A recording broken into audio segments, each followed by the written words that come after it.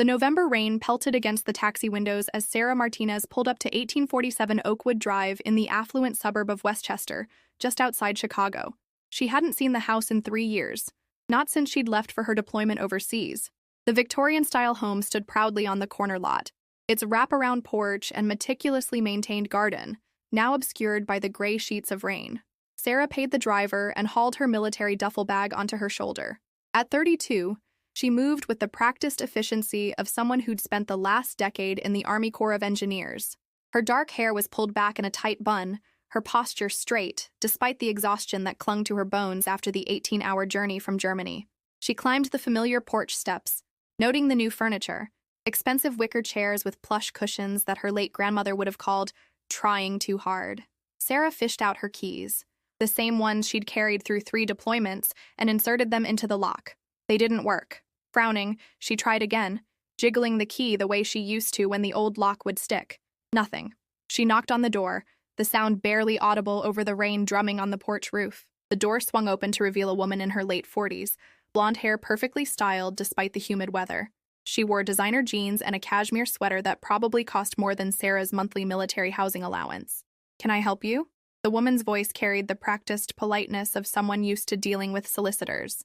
"I'm Sarah Martinez," Sarah said, adjusting the weight of her bag. "I live here." The woman's expression shifted from polite confusion to something harder. "I think there's been some mistake. This is my home. I'm Linda Richardson."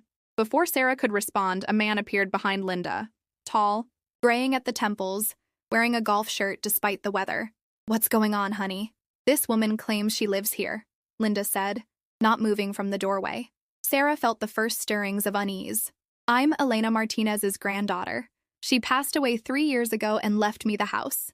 I've been deployed overseas with the Army. My cousin Robert was supposed to be house-sitting." Linda and her husband, Sarah assumed it was her husband, exchanged a look that Sarah couldn't quite read. "Robert Martinez is my brother-in-law," the man said slowly. "I'm Jack Richardson. Robert sold us this house 2 years ago." The words hit Sarah like a physical blow. She actually took a step back, her military bearing faltering for the first time. "That's impossible. Robert didn't own the house." "I do. I have the will. The deed." "Look," Jack said, his tone shifting to something that might have been sympathy, if it hadn't been laced with suspicion. "I don't know what Robert told you, but we bought this house fair and square. We have all the paperwork." Sarah's mind raced. Robert, her younger cousin who'd always been charming but perpetually broke. Robert, who'd jumped at the chance to take care of the house while she was deployed. Robert, who'd stopped answering her emails 6 months ago. "Can I at least come in and call him?" Sarah asked. "My phone died on the flight and I'm soaked." Linda's grip on the door tightened. "I don't think that's a good idea." "Linda," Jack said quietly. He studied Sarah's uniform, visible beneath her open coat. The name Martinez was clearly embroidered on it. "She's military. Let her make a phone call." Linda reluctantly stepped aside, and Sarah entered what had been her grandmother's home. The familiar hardwood floors were now covered with Persian rugs. The walls, which had once held family photos going back generations, now showcased modern art. Even the smell was different. Some expensive candle instead of her grandmother's perpetual aroma of coffee and fresh bread. Jack handed her a phone, and Sarah dialed Robert's number from memory. It went straight to voicemail. "Robert, it's Sarah. I'm at the house. Call me immediately." She kept her voice steady, professional, even as her hands wanted to shake. She handed the phone back to Jack. "Thank you. I'm sorry for the confusion. I'll go to a hotel and sort this out." "Wait," Jack said. He glanced at his wife, who was standing with her arms crossed, clearly unhappy with any further involvement. "When did you say your grandmother passed?" 3 years ago. March 15th, 2021. Jack's expression grew troubled. "And Robert had power of attorney while you were deployed?" "Just to handle maintenance, pay taxes, that sort of thing." Sarah's stomach was starting to sink. "The house was in my name. He couldn't have sold it without—" She trailed off, remembering the packet of documents Robert had sent her to sign electronically. Emergency paperwork, he'd called it. Something about property taxes and insurance. She'd been in the middle of a construction project in Kandahar, working 18-hour days. She'd trusted him. "Do you have anywhere to go?" Jack asked. "I'll figure something out," Sarah said stiffly. "Jack, no," Linda said sharply. "We don't know this person. She could be anyone." "She's wearing a uniform with her name on it," Jack pointed out. "And she knew about Elena Martinez. Anyone could know that. It's probably public record." Sarah straightened her shoulders. She'd faced hostile territory before. She could handle this. I'll go, but this isn't over. That house is mine, and I have the documentation to prove it. Then you'll need to take it up with our lawyer, Linda said coolly. Because we also have documentation. Jack shifted uncomfortably. Look, it's pouring outside. At least let me call you a cab. I can manage, Sarah said. She was at the door when Jack spoke again. The basement apartment. It has a separate entrance. You could stay there tonight, figure things out in the morning. Absolutely not, Linda said.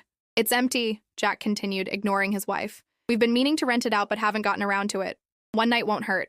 Sarah's pride wanted to refuse, but she was exhausted, soaked, and had nowhere else to go.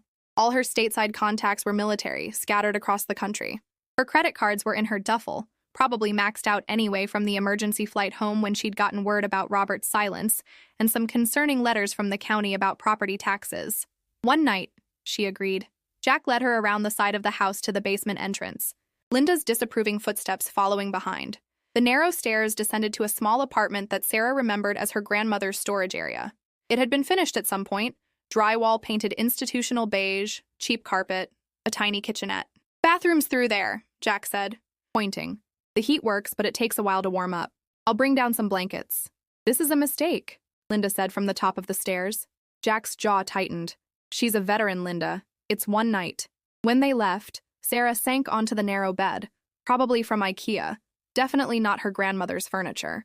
The basement window showed only a view of the garden at ground level. She could see the oak tree she'd climbed as a child, now perfectly manicured by what was clearly a professional service. She pulled out her phone charger and plugged it in, then emptied her duffel bag, laying out her papers on the small table. Her grandmother's will, naming her as sole beneficiary. The deed transfer, executed by the estate lawyer. Everything that proved this house was hers. But there was that other stack of papers, the ones Robert had sent. She'd kept copies, military habit. As she read through them now, without the pressure of deployment and exhaustion, her heart sank. Buried in the insurance paperwork was a quitclaim deed. She'd signed away her rights to the house, transferring them to Robert. Her phone buzzed to life. 17 missed calls, all from unknown numbers. 2 voicemails from Robert, both from over a month ago. Sarah, hey, it's me. Look, something came up. I had to make a decision about the house. Call me back, okay? The second one was shorter, his voice slurred. I'm sorry, Sarah. I'm so sorry. I didn't mean for it to happen like this. Sarah set the phone down and looked around the basement apartment. 3 years of service to her country, and she'd come home to nothing. Her cousin had stolen her inheritance and disappeared. She was sleeping in the basement of her own house, now owned by strangers who thought she was a con artist. But Sarah Martinez was a combat engineer. She'd built bridges in hostile territory, cleared minefields, constructed forward operating bases from nothing but sand and determination. She'd be damned if she'd let this defeat her. Tomorrow, she'd start fighting back. Tonight, she'd sleep in the basement of her grandmother's house and plan her campaign. The Richardsons had no idea who they were dealing with. The rain continued to pound against the small window as Sarah lay down fully clothed on the narrow bed. Somewhere above her, in what used to be her grandmother's kitchen, she could hear footsteps and muffled conversation. Linda Richardson was probably trying to convince her husband to throw her out right now. But Jack had shown a glimpse of humanity, and that was all Sarah needed. One night to rest, to plan, to figure out how to reclaim what was rightfully hers. As exhaustion finally overtook her, Sarah's last thought was of her grandmother, Elena Martinez, who'd fled Spain with nothing and built a life in America through sheer determination. Mija, she used to say, sometimes you have to lose everything to remember who you really are. Sarah was about to learn exactly what that meant. End of Chapter 1. Tentar novamente Gok edidar. Chapter 2. The Truth Unfolds. Sarah woke at 0500. Military habit overriding exhaustion. The basement was cold, the promised heat having never quite materialized. She could hear movement upstairs. Linda Richardson apparently started her day early. Sarah quietly made her way to the small bathroom, grimacing at her reflection. 3 years in the desert had left its mark. Sun-damaged skin, lines around her eyes that hadn't been there before, a hardness in her expression that would have shocked her younger self. She changed into civilian clothes, jeans and a pullover that felt strange after years in uniform, and began making calls. The first was to Major James Thompson, her former CO who'd retired to Milwaukee. Martinez, that you? His gravelly voice was warm despite the early hour. Yes, sir. I need a lawyer. Property dispute. Civilian lawyers are expensive, Martinez. What happened? She gave him the short version. There was a long pause before he responded. I know someone in Chicago. Rebecca Chen, former JAG. She handles cases like this. Fair warning. She's not cheap. I'll figure it out. Sarah, his voice gentled. You need help, you call me, understood? Yes, sir. The next call was to the law firm that had handled her grandmother's estate. The receptionist informed her that Mr. Garrett had retired and the firm had dissolved. Of course he had. Sarah made a note to track down the records. She was searching for Robert's last known address when a knock came at the basement door.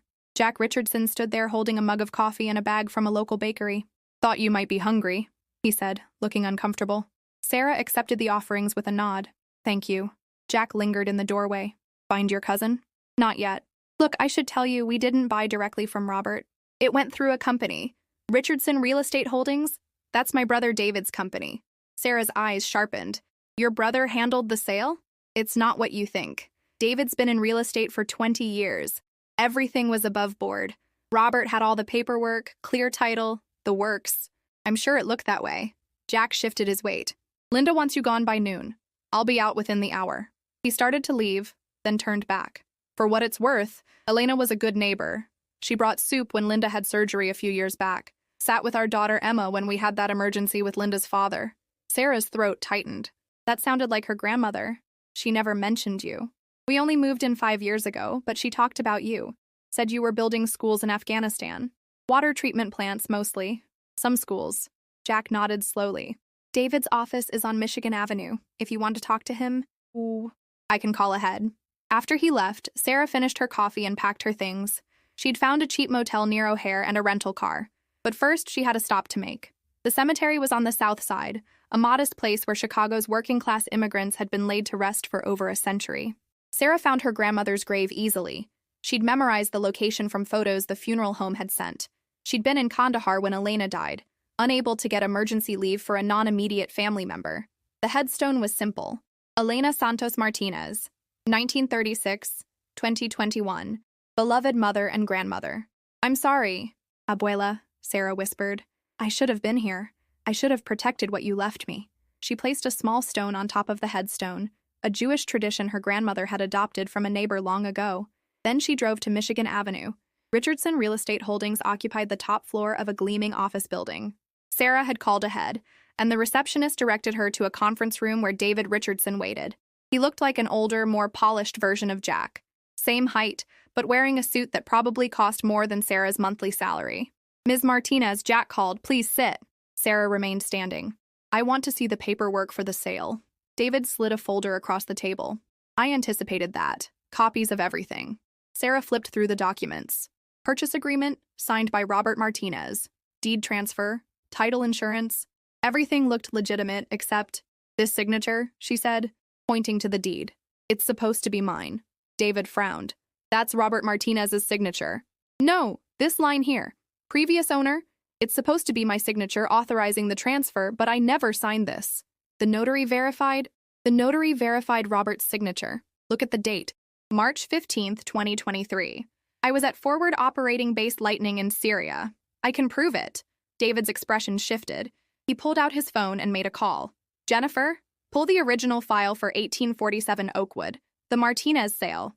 Yes, all of it. While they waited, Sarah studied David Richardson. Unlike his brother, he showed no discomfort, no sympathy.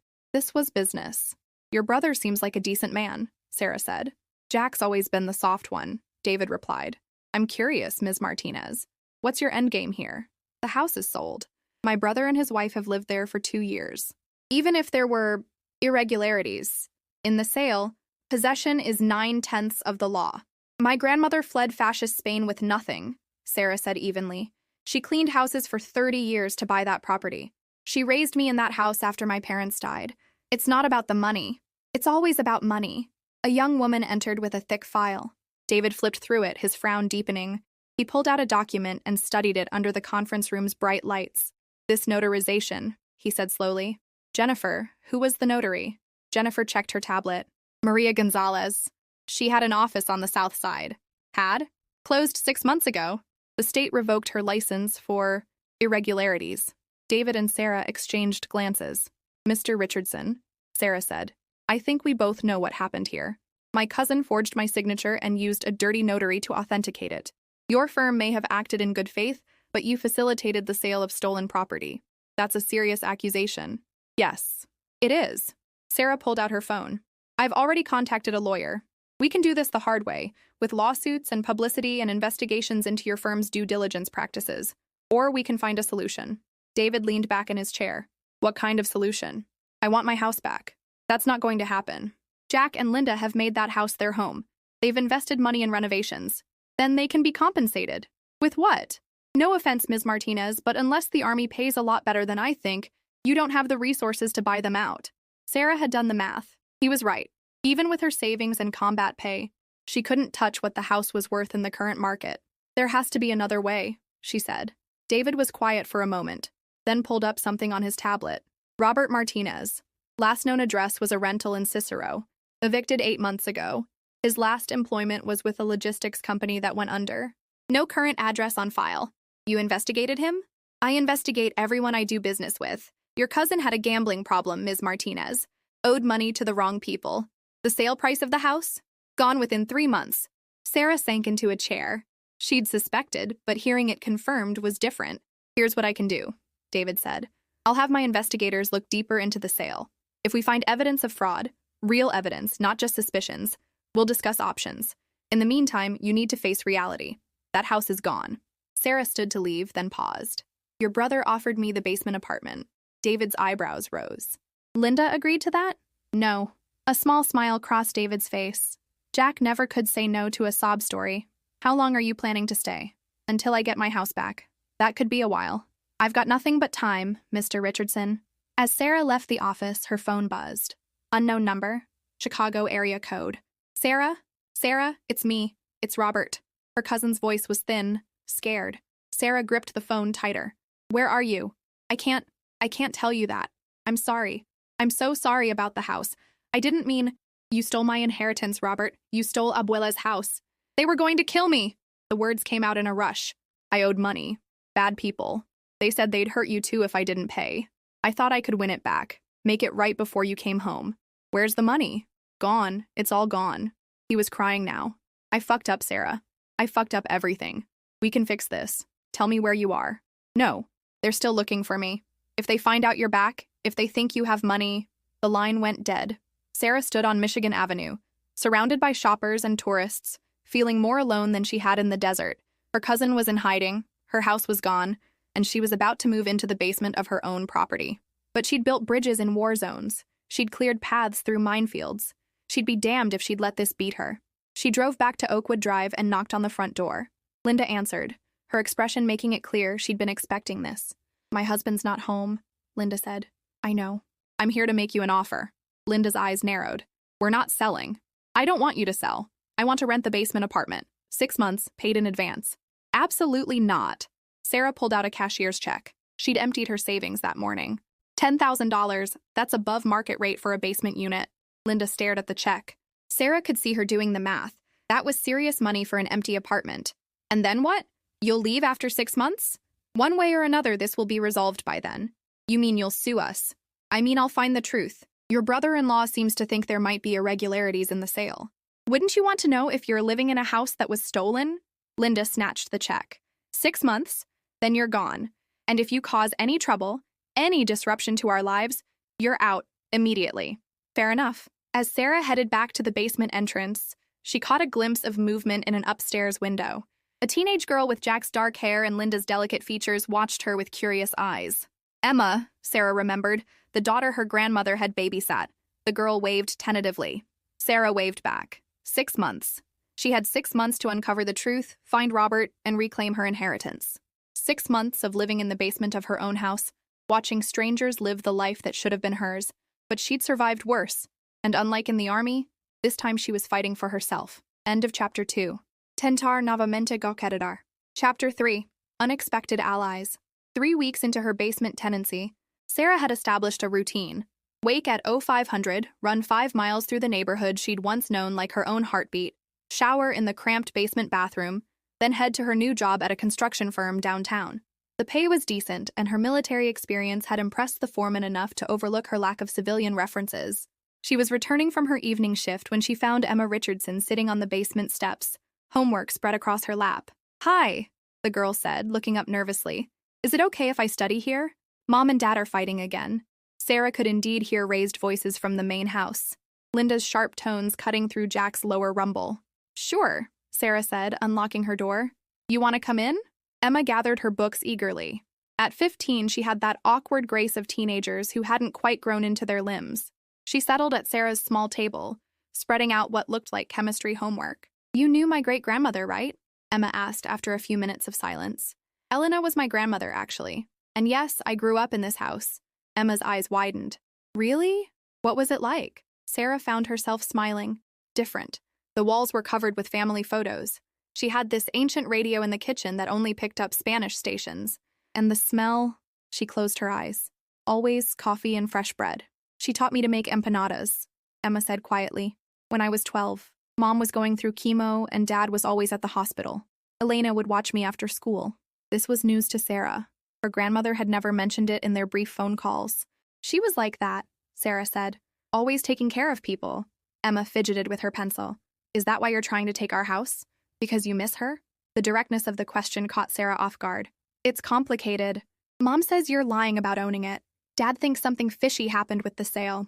Uncle David won't talk about it at all, which means he thinks Dad's right. You're observant. Emma shrugged. Only child. You learn to pay attention. They worked in companionable silence, Sarah reviewing job sites on her laptop while Emma struggled through chemistry. When the girl sighed in frustration for the third time, Sarah looked over. Need help? It's stoichiometry. I hate it. Sarah remembered her own chemistry classes, prerequisites for engineering. Show me what you're working on. For the next hour, they worked through the problems together. Emma was quick, just needed someone to explain the concepts differently than her teacher had. You're good at this, Emma said as they finished. Mom hired a tutor who couldn't explain it half as well. Engineering degree. Chemistry was a big part of it. Emma started packing up her books, then paused. Can I ask you something? Why did you join the army? Sarah considered the question. Partially for college money, partially because I didn't know what else to do after Abuela got sick. But mostly, I wanted to build things. Help people. The Army Corps of Engineers seemed like a good fit. Did you? Help people? I hope so. Built water treatment plants, schools, bridges, infrastructure that communities needed. Emma stood to leave, then turned back. I'm glad you're here. It's weird, but I'm glad. After she left, Sarah sat in the quiet of her basement apartment, thinking. The Richardson family was more complex than she'd assumed. Jack's kindness, Linda's fear, Emma's curiosity. They were real people who'd made this house their home, but it was still her house. Her phone buzzed. Rebecca Chen, the lawyer Thompson had recommended. Ms. Martinez, I've reviewed the documents you sent. Can you meet tomorrow? Sarah agreed to a lunch meeting, then returned to her laptop. She'd been tracking down every lead on Robert, but he'd vanished thoroughly. The gambling debts David had mentioned were real. She'd found court records, collection notices, but the amounts didn't add up to the value of the house. There was something else going on. The next morning, Sarah's run took her past the elementary school where her grandmother had walked her every day. The building looked the same, red brick and tall windows, but the playground had been updated with modern equipment. She was stretching by the fence when a voice called out, Sarah? Sarah Martinez? A woman approached, gray-haired and wearing a crossing guard vest. It took Sarah a moment to place her. Mrs. Chen? I thought that was you. The woman beamed. Though I guess it's Captain Martinez now, according to Elena. Just Sarah, I'm out now. Mrs. Chen had lived 3 houses down, had watched Sarah after school sometimes when her grandmother worked late. I heard you were back, Mrs. Chen said, her expression growing serious. Staying in your grandmother's house? It's complicated, Mrs. Chen snorted. That Robert. Elena never trusted him, you know. Too smooth, she said. Like his father. Sarah's attention sharpened. She talked about Robert?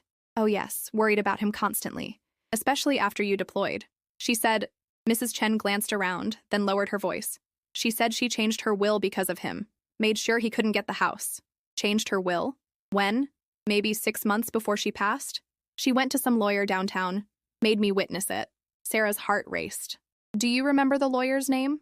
Sorry, dear, but I know she kept copies in that old safe of hers. The one in the basement. The basement. Sarah's mind spun.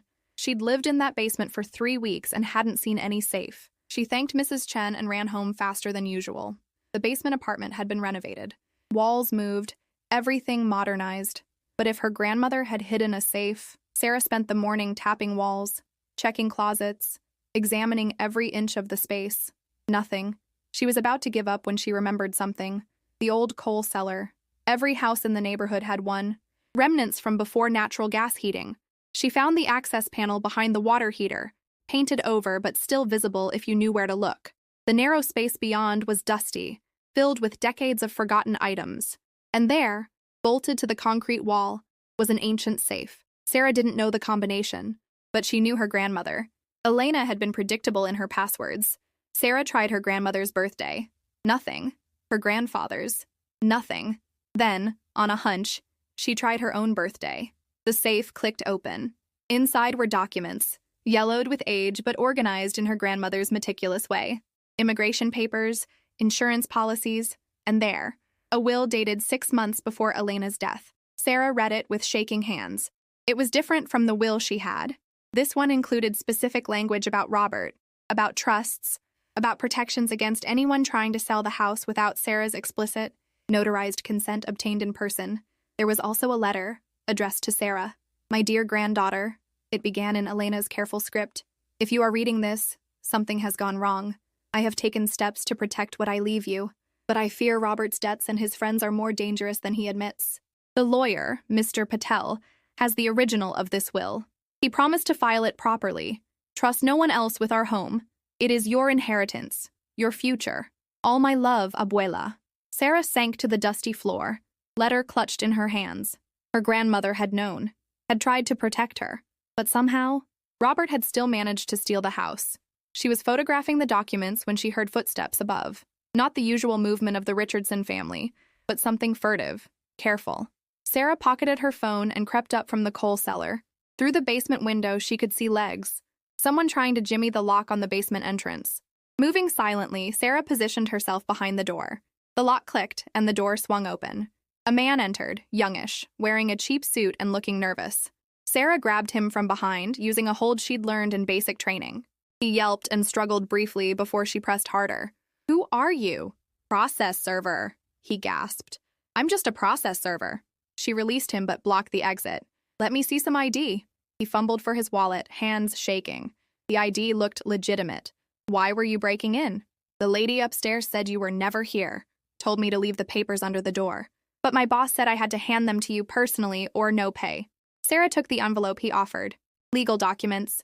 She was being sued by Richardson Real Estate Holdings for defamation and interference with business. "Seriously?" she muttered. The process server edged toward the door. "Look, I just deliver them. But word of advice? David Richardson doesn't lose. Whatever you're doing, might want to think twice." After he left, Sarah called Rebecca Chen to postpone their lunch. She had new information now, and she needed to think.